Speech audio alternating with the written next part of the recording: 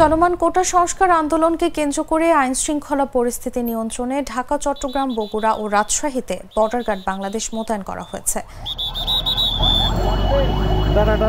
বিকেল থেকে বিজিবি মোতায়েন করা হয়েছে বলে জানান বিজিবির জনসংযোগ কর্মকর্তা মোহাম্মদ শরীফুল ইসলাম।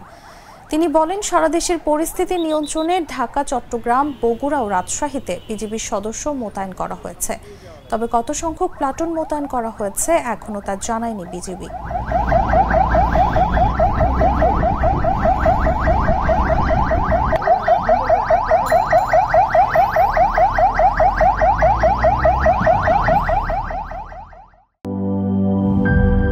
শিয়া বাটার ও ভিটামিন ই সমৃদ্ধ lily glam beauty soap. Lily, always beautiful.